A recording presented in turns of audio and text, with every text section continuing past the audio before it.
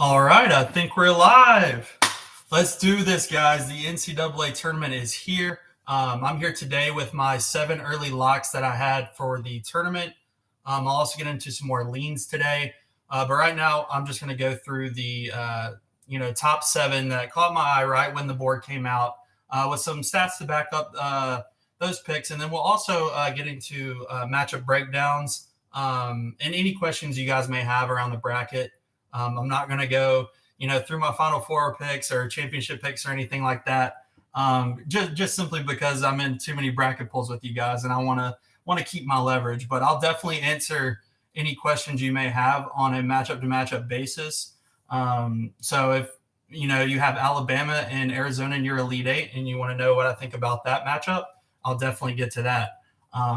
But to start today, we're just going to go through those 7 early picks that we got in. Like I said, I do still have some leans that I need to work through, see where the money's going. I'm sure you guys have probably seen this out there in the market, but over the last, I think it's since 2016, the public's only hitting their March Madness bets at a 40% clip. So it's not a bad idea to fade the public. So when your lean is going against the public as well, it's probably a nice place to jump in. I'm going to go ahead and tweet that we are live and get the rest of the people in this chat. We're going to be sipping on some Edmunds Oast beer today. It is a local Charleston beer, so we will be enjoying this in honor of the Cougars and Pat Kelsey. So cheers, everyone. And if you're drinking a beer as well, please, let me know what you're drinking in the chat, and I'll give it a score out of 10. We'll give it a couple of beer ratings. All right, we already have a first question here. This is from Kevin Scola. What 12 or 13 seeds are most likely to upset? Love the plus money upsets that seem to happen every year. Kevin, I think this is the strongest the 12 and 13 lines have been in quite some time. And that's, pretty crazy to say considering all the, 12-5 upsets that we always see. But just looking at the bracket right now, I think Charleston has a great chance to knock off San Diego State. I'll get into that in a little bit. I think Drake has a phenomenal chance to catch Miami with their front court issue with Amir being injured. There's not really much depth behind them, and Drake is phenomenal in getting the ball in the paint and defending it as well. The Oral Roberts may be the best 12 seed and Duke may be the best 5 seed. So that's a phenomenal matchup there. It's definitely an older and experienced Oral Roberts team that could, catch Duke sleeping. And then VCU and St. Mary's, I think that's going to be a phenomenal game. Truly a coin flip. And then there's some 13 seeds I think could potentially pose some upset threats. The one everybody's talking about is Furman over Virginia. And the reason for that being is they have a bunch of shooters on their team. The Paladins can really shoot over that pack line defense of UVA and cause all sorts of problems. And, Furman played 2 step-up matchups this year that really caught my eye. One was against an NC State team that likes to get up and down, really fast-paced team, and they got blown out. But they also played, a Penn State team that likes to play a little bit more in the half court. And Furman was able to hang around, and they were in that one until the very end. Let's see, Kent State. That's another popular upset pick. The Golden Flashes are experienced. They have great guards, and Indiana's going to have a fight on their hands in that one. So the 12 and 13 line is pretty incredible this year. Thanks for the question, Kevin. That's definitely the matchups that are going to be the most intriguing as we get into the opening weekend, in my personal opinion. Well, right now, since we don't have any more questions in the chat, we'll just go ahead and jump into my picks for Thursday. So we're going to lead it off. This is going to be my best bet for Thursday, and it just so happens to be the first game of the tournament. That is West Virginia and Maryland under 141. We locked this when the lines came out yesterday. It's all the way down to 138 now. We got it at 141, so already 3 points of value, and I don't see it getting punched back by the market. I can only see it dropping lower. So I definitely recommend taking the 138 now. I do have this final as West Virginia 69, Maryland 66. So that would be a 135 total. So anything below 138, you're losing, a lot of value. Hopefully you locked it with me at the beginning, but I still think 138 is a great place to play this. And obviously I have the score at, 135 points. So even if you dip below 138, it's not the worst thing in the world. I just think you're losing a ton of value. Big reason I like this under here is, Maryland plays one of the slowest tempos in the country. They are 338th in pace. They just walk the ball up the court, go through their offense. They don't really try to get anything going until around, 12 to 15 seconds left on the shot clock. And it brings a lot of, late shot clock shots on their end. And then they're also able to defend. So they're pulling that out of teams on the other end as well. And they're just really not, susceptible to being pulled out of their pace. I went back and looked, and then in their last 12 games, they're 11-1 and going below the total where we locked it in at 141. So I just don't think they're going to get, drug out of that pace. And another reason I like the under here is West Virginia is ranked 334th in efficient three-point shooting, and that's a stat from Shot Quality. Shout out to those guys. So they'll have challenge looks every time they're shooting from three. And the Terps also rank, top 75 in opponent three-point percentage. This game will be physical, so I'm hoping we don't see a cheap whistle. As long as, we're not seeing cheap fouls and trips to the free throw line every other play, then I think we're safely going to go into this total here, and it's my best bet. I like your jersey setup. Thank you very much. Usually have a Tyler Hansbrough jersey hanging up there as well, but that jersey's been relegated. Okay, moving along to the second game of Thursday that I like, and that is the College of Charleston Cougars +5. I do live in Charleston, so you can either take this pick with a grain of salt and think I'm biased, or you can go, with I have knowledge of the team, go to a lot of games at TD Arena, and I know when to pick my spots. If you've followed me throughout the year, I don't just automatically bet Charleston. Definitely like to pick my spots with them, and I think this is actually a good one with them getting 5 points. Well, for starters, this game is going to be played in the early afternoon on Thursday on the East Coast. San Diego State has not played in the Eastern time zone all season long. And, this is a typical spot when you're, betting on sports, even professionally. Sometimes they struggle with it too. Traveling from West Coast to East Coast without any experience, that causes some issues. Even in the NFL, it's a good spot to fade teams, when they're traveling across country, especially in those early windows. And another thing I want to point to is Charleston, they're not just a great offense. They're also a great defense. They're 13th in the country in defensive efficiency. And a lot of that is from, Ryan Larson, Rain Smith, Jalen Scott, all the guards. They're just, the tenacity they have, getting to passing lanes, forcing steals. They can really turn their opponents over. And there's a misconception about the size of Charleston. They're actually pretty lengthy. Ante Brezovic is a 6'10" stud that could get minutes anywhere in the country. And Babacar 5 plays, meaningful minutes in the post for Charleston. He's a 6'9", rangy, athletic guy, pretty prototypical of what a San Diego State player looks like. So I think he's going to be just fine in this matchup, especially defensively. And, if there's foul trouble in Berzovic or 5, there's also Burnham and Lampton on the bench. So I think they, have the size to, hang in here. I have this game as San Diego State 71, College of Charleston 70. I think it'll be super close. My number has it as a San Diego State 1-point win. So obviously I'll take the 5 gambling wise. But when I have, a final score predicted that close, I might have to look at a money line play and also just see, where the leverage is for bracket wise as well. So because if you have, a 12 seed that you think's in a coin flip game, it might make sense to take them in your bracket. And then one more Thursday game, and then I'll get to some more questions.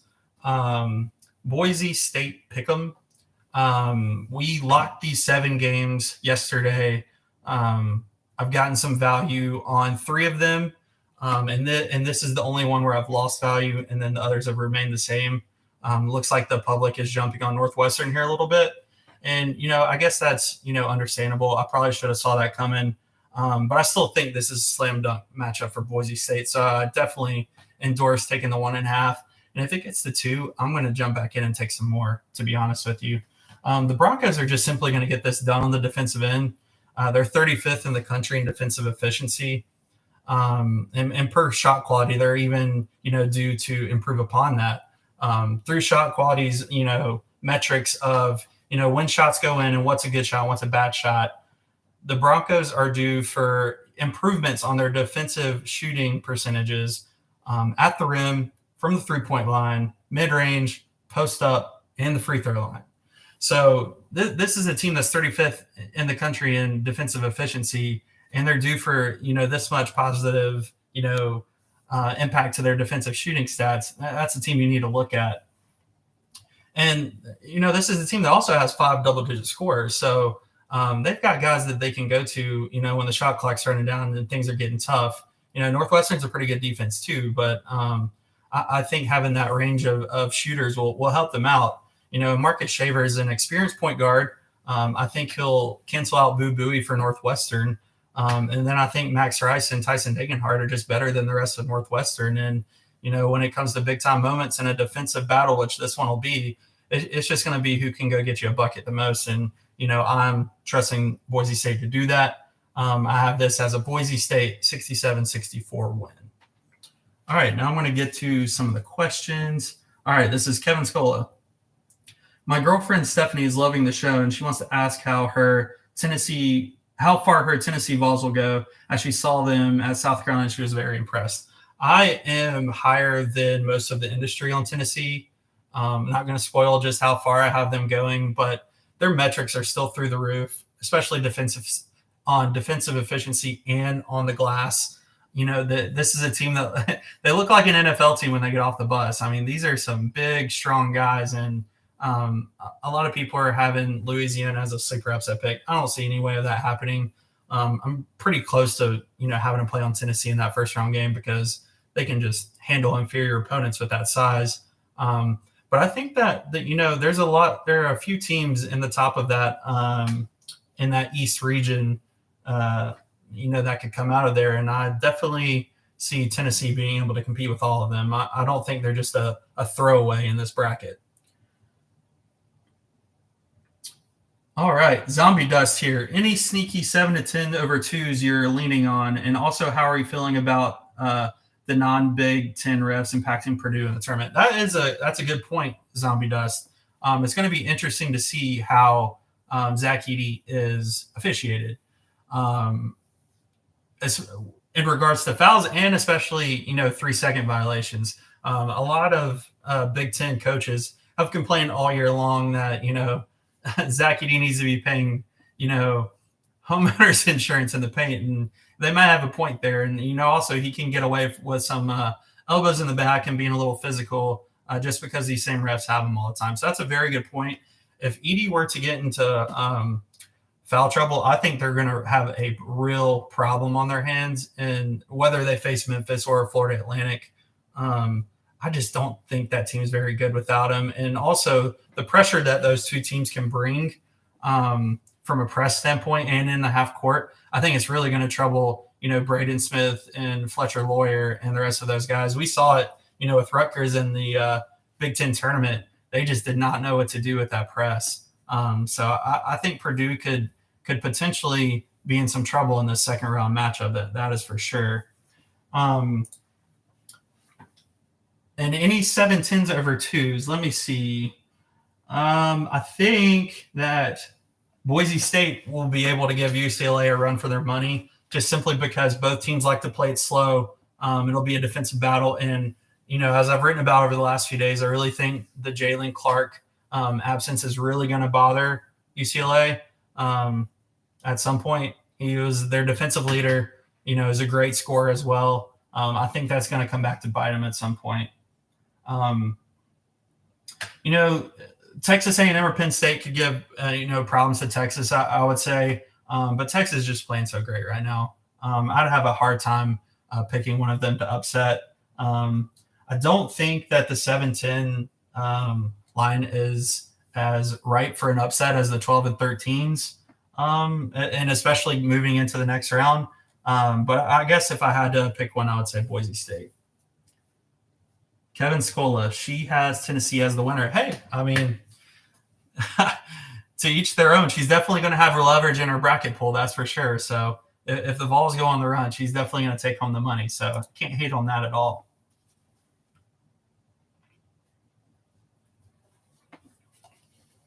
All right, I think we're good on questions now. So we'll go ahead and move to Friday. Betting the first, game of the day on Friday as well. It'll be Michigan State -2 over USC. This line has not moved. I'm not sure if it will or not. It's probably a pretty spot-on spread. But I think Michigan State is a terrible matchup for USC. There are some teams that USC could have, taken advantage of in this tournament with their size and length, but Sparty's not going to be one of them. They're not going to be able to bully Sparty on the glass, and they're not going to have a coaching edge over Tom Izzo either. I just don't think there's enough play creation on USC to break down the Michigan State defense. I mean, Boogie Ellis is only averaging 3 assists per game. He's their point guard, and he's turning the ball over 1.8 times. So that assist-to-turnover ratio is just not great. And then on the other side, A.J. Hogarth's averaging 6 assists per game and 2.5 turnovers. So he's definitely got the edge in the assist-to-turnover ratio. Tyson Walker can also play point guard as well, and his numbers are honestly better than Boogie Ellis's as well. So Sparty's got 2 guys that can handle the point better than USC's point. So if Hogarth or Walker were to go down, to injury or fouls or whatever, Michigan State's still going to be in a good spot. And I think, Izzo will be the difference maker in that game. I've got that Michigan State 70, USC 65. Then moving along to the second game I have on Friday, I've got Creighton -5 over NC State. I just think these two teams are in 2 different classes. Like I said at the beginning, I'm not going to spoil my bracket or anything, but I definitely have Creighton making some noise in this tournament, and I'm just not sure that NC State should have even been in it. They've lost 3 out of their last 4 games, and if you extend the band even further, they've lost 5 out of 9. They're just not coming into this tournament hot, and they don't really have the interior presence to bother any of these, elite teams who, can compete on the glass. And Clemson laid a great blueprint to exploit this team. They gave them 3 ass beatings this year, and I mean ass beatings. And that's a Clemson team that didn't even make the tournament. And that's basically just to get DJ Burns into foul trouble early. And once you do that, there is just a free flow to the basket. There's no resistance on that defense. And then if you just make your open threes and your free throws, the NC State defense is going to give that to you because they like to gamble. Then you're bound to, beat them by 20 points like Clemson did 3 separate times. And then, just harping back on their defense, they're 120th in the country in defensive efficiency. And their lack of size to combat Brenner and King, it's just going to cost them greatly here. So I like Creighton to cover comfortably. This was close to my best bet on Friday. Didn't quite make it my best bet because there's one play that I love, tremendously. But I've got this Creighton 79, NC State 69. All right, and then the third play on Friday, this one is going to be my best bet for Friday, and that is UConn -8 over Iona. I think this number has moved to 9. You are good to play this, as many times as you want at whatever number you want. I think UConn's going to cover this number pretty easily. This team's just full of, a bunch of grown men in size and strength that is just built to beat the hell out of mid-major teams, quite frankly. This is not a team that a mid-major can, sneak up on. And going back to UConn's non-conference this season, they were undefeated for a very long time this year, if you can remember. And they had non-conference wins over Alabama, Iowa State, no slouch there, tournament team, Oregon, Florida, and Oklahoma State. All those, teams could have been, bubble tournament teams, but, had disappointing results at the end of the year. But those are still 5 big-time non-conference wins. And the only mid-major that they played worth noting was UNC Wilmington, who was, a game away from making the tournament. They played in the CAA title against Charleston and gave them a run for their money for a while. And Wilmington would be on a similar seed line as Iona, and UConn won that game 86-50. Like, just beat their ass. And a big reason, why mid-major stands no chance against UConn is UConn's number 2 in the country in total rebounding rate, only behind Purdue, and they're actually first in the country in offensive rebounding percentage. They are going to dominate the glass. I would not be shocked to see, like a 18 offensive rebound to 4, discrepancy. And they're going to put those putbacks away against an undersized Iona team. And another reason not to love Iona as an upset, maker over UConn in this scenario is they're just not a three-point shooting team. They only rank 209th in the country in threes made per game. And they're not going to be able to get their points at the rim that they did in the MAAC season. They're just not. So without them having the threat of the three ball and just knowing that UConn's going to dominate them inside, there's just no way Iona stays close in this game. We're also hearing chirps of, Patino having his eyes on the St. John's job. You can already see his agent, throwing some little hints out there that, he wants to be St. John's priority and wants them to take him seriously as a candidate. So, I just don't see Iona, going through all that and all of the, factors that are stacked against them in this from a matchup perspective. I don't see them keeping this close. I have this UConn 80, Iona 65. And then for the seventh and final, early ad that we have, and like I said at the beginning, I'll have more plays for the tournament as these days pass. Just got to do more work on the matchups and see where money's flowing. Like I said, it's probably a good idea to fade the public on certain occasions, but these were the 7 that I liked right when the board came out. And that seventh and final one is going to be Gonzaga minus the 15 against Grand Canyon. It's moved up to 16 minus 16. You can take it there. I think Gonzaga wins this by 20 plus.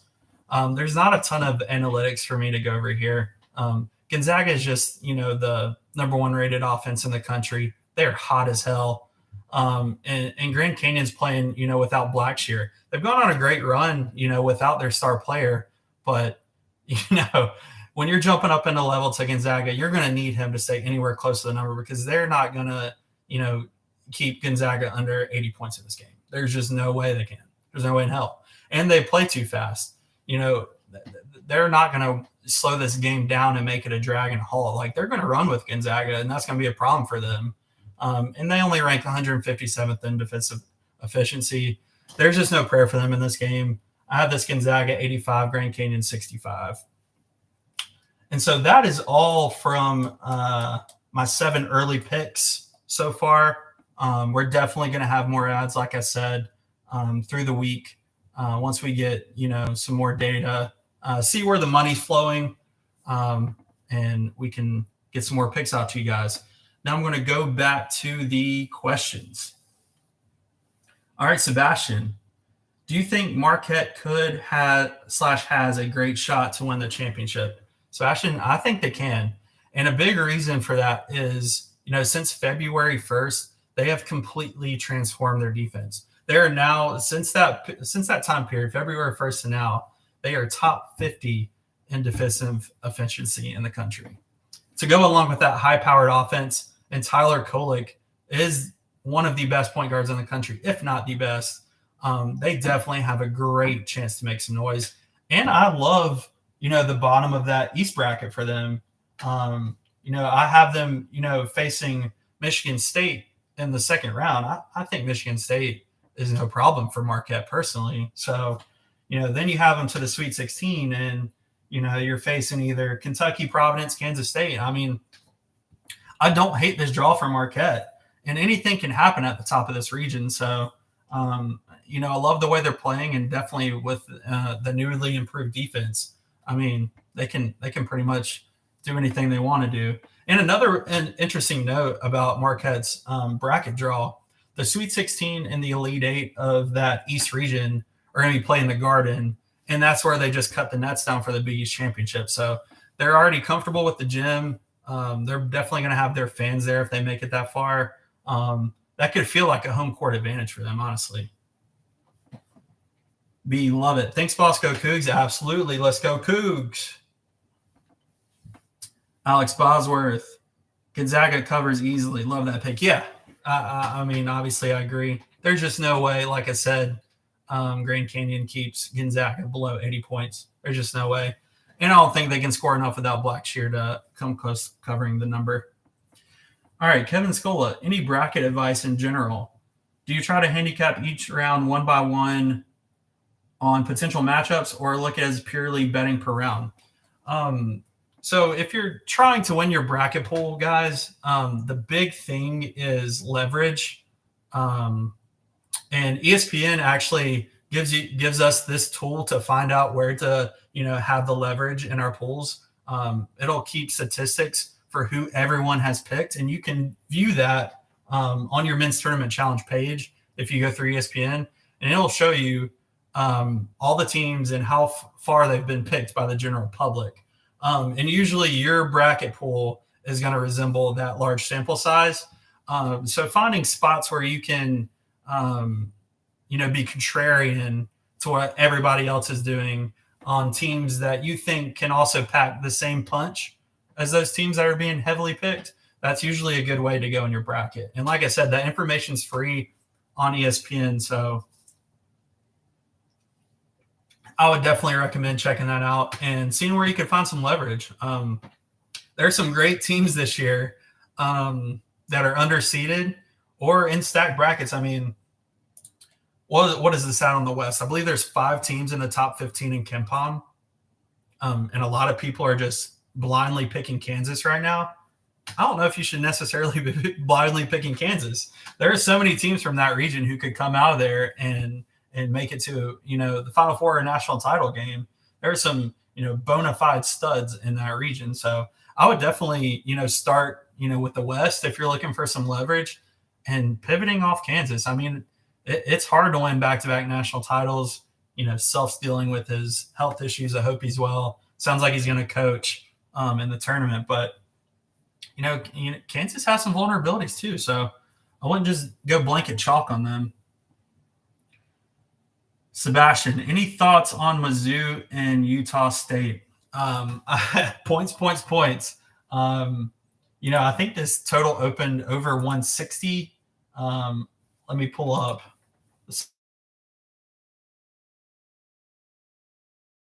down a little bit.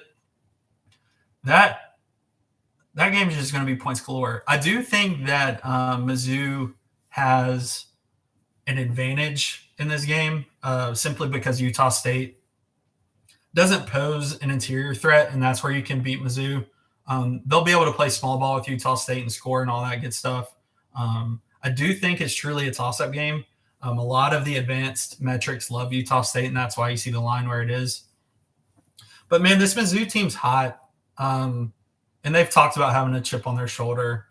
And, Dennis Gates has a track record of making it to the tournament, and I think his experience and Kobe Brown is just phenomenal. I think Mizzou could win that game, even though you're seeing the 10 seed as a favorite, but I think it'll be a fun one to watch. Oh, yeah. Same thing, Sebastian. I just read your next message. Prior to Selection Sunday, I thought Mizzou would be a team that had a chance to go far, but it seems like Vegas seems to like Utah State. And that's purely just on the, KenPom, Bart Torvik, Advanced Analytics. Honestly, that's where that's coming from, Sebastian. They set a lot of these lines, basically mirror images of those websites. But as we know with the tournament, it's not all analytics. There's a fire in that Mizzou team right now. You could see that in the SEC tournament. So I wouldn't count them out. And if you're picking them in that game, I definitely don't blame you at all. And it looks like we are slowing down a little bit on questions, so might get out of here. But I appreciate you guys joining in. And if any of them drop in right now, I'll certainly get to them. But I think this is going to be, a fun tournament. I think there's going to be surprises. Like I said, definitely pay attention to that 12 and 13 line. Those teams can pack a real punch, especially with teams like Miami, dealing with their injury concerns, playing in a very experienced Drake team. I think they could be very vulnerable there. And as we discussed, Charleston, Furman, there's so many, Kent State, there are so many teams that, you see these short spreads in Vegas, and that's for a reason. These teams could pull off the upset. So I guess I would say don't feel like you're crazy if you have several of these picked in your bracket, because this could be a real thing. And with the COVID year, we've seen these mid-major teams be as strong as they've ever been. And there weren't many upsets in these lower tiered conference tournaments. Like, these are teams that have won 25 plus games, like all of these mid majors, it seems like. So there's definitely no pushovers, and we should see a fun tournament because of it. And like I said, when you're filling out your bracket, definitely don't go too analytical and crazy with it. Definitely use some gut in your picks and who you think will win. And then also, like I said, ESPN gives you that free data. If you go to Tournament Challenge, it's at the top bar. It's who picked whom. And you can see, who throughout the country has picked what team to go, how far percentage wise as a populace. And I got it pulled up right now. As of right now, 21.7% of America is picking Alabama to win their national championship. Wow. So you can do with that information what you will. I mean, obviously Alabama's a great team. They definitely have the horses to win a national championship, but we all know how hard that is. Do you really want to be siding with, 22% of the leverage on that? Or do you want to, get risky and go with another team and see if you can, be the one that finds that team that also has, the same horses as Alabama, but isn't being picked as much in your bracket. So definitely pay attention to stuff like that. I appreciate, all the people that joined today. This is fun. I love having the chat and being able to go back and forth with you guys. And maybe we'll get another one going before Thursday after I add the rest of my plays. If not, then we'll definitely get to another one next week as we head into the Sweet 16 and Elite 8. I appreciate you guys. Definitely hit me up on Twitter if you enjoyed it, or if you have any, criticisms or ways that I can improve. Definitely will listen to that. And I appreciate you all. And let's have a great tournament. Cheers.